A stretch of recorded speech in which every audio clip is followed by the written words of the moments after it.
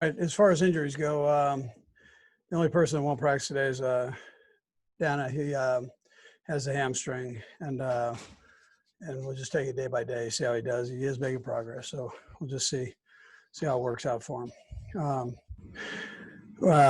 Listen, we look forward to playing the Raiders. I mean, we know they're a good football team. They went in and got after New Orleans. They played the last two games right down to the end, so we know they're a good team, and they're very well coached, and they've got good players. So we've got to make sure we have a good week of preparation as we go forward. Anyways, with that, time's yours. Go first to Sam Mellinger. Go ahead, Sam. Hey, Andy, this might sound a little bit off the wall. We all know what you think of Eric Bieniemy, right? And that you think he's deserving of a head coaching job. It seems to me, and I think some others, that you've name dropped him a little bit more in situations like this. I'm just wondering if that's intentional to try and make sure everybody knows who he is and what he does, or if that's just something that comes natural.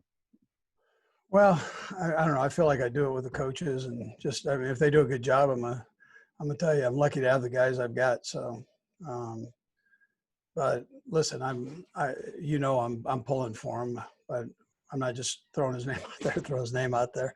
That's not how I roll. But if he does, if he's deserving like the other guys, I'm going to mention it. Appreciate you asking though. Go next to Adam Teicher. Go ahead, Adam. Hi, Andy. Jordan Ta'amu tested positive, obviously, last week, and you heard about Stephon Gilmore now. There are pictures out there of him hugging and talking with Pat after the game. My question for you is, what's your level of concern right now that Pat or any of your players has the virus, your coaches, yourself? What's your level of concern with that right now? Yeah, well, listen, I mean, we take it day by day, and we try to do the best we possibly can at keeping ourselves as clean as we can, and at the same time learning every day. So, we're all wearing masks. We've been doing that, and or shields and whatever. I mean, whatever all the terms are, but we've tried to keep our nose and our mouth covered the best way we possibly can, and then try to be as safe as we can off the field. But listen, I think just like you guys, every day is a new experience that you got to kind of work through, and that's what we're doing. Let's go next to Dave Scretta. Go ahead, Dave. Hey, Andy, sort of piggybacking on that a little bit. Are you guys changing any kind of protocols? Are you isolating quarterbacks, and are they all being in the same room? Are you finding yourself adapting at all as the season goes on?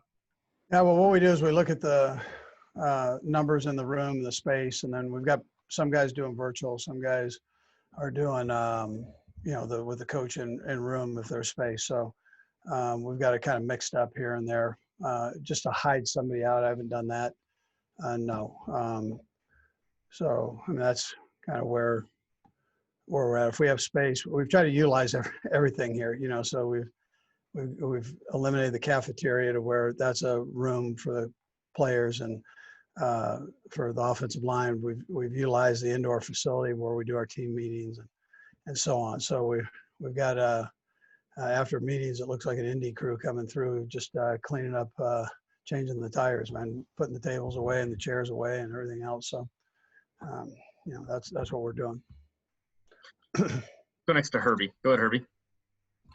Hey, Coach, you had mentioned after Monday night's game that Chris Jones was a little tender, didn't play Monday night, but how optimistic are you that you should be able to ramp him up a little bit more this week leading to Sunday?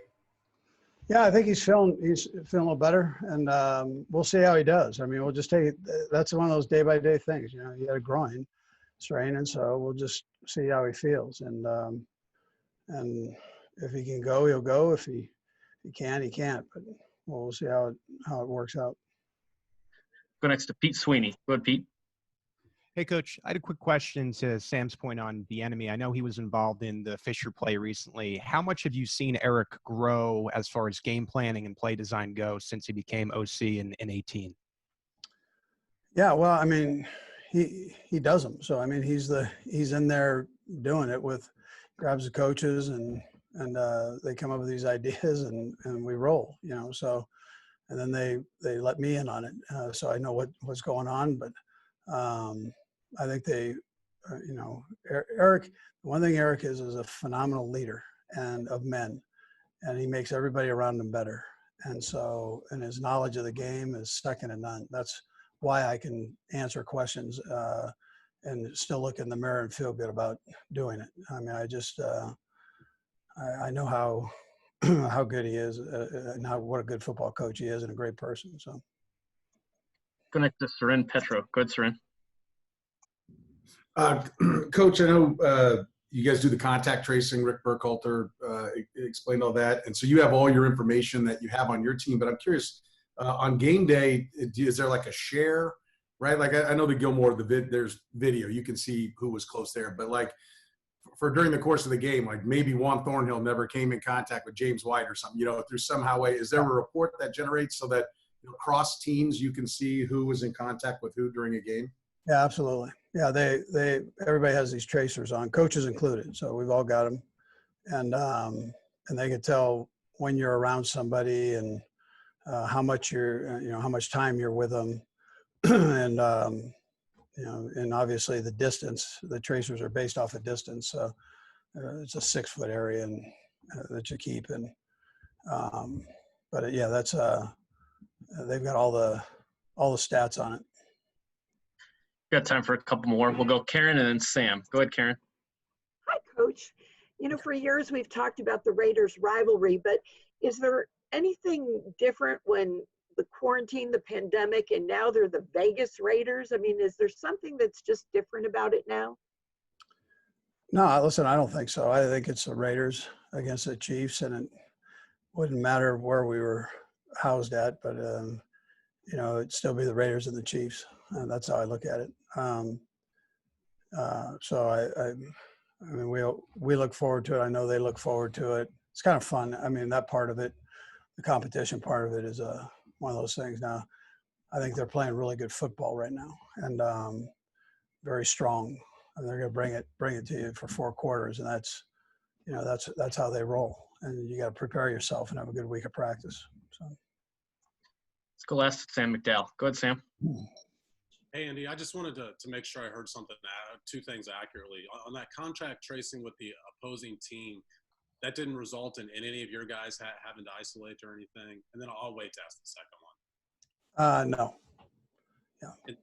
The virtual thing that you mentioned, is that something that's new, recent, or is that something you started off the year with having some of the guys do virtual and some of the guys in the actual room? Yeah, so we did it in camp too, with a few guys, and then we've done it all season. Yeah.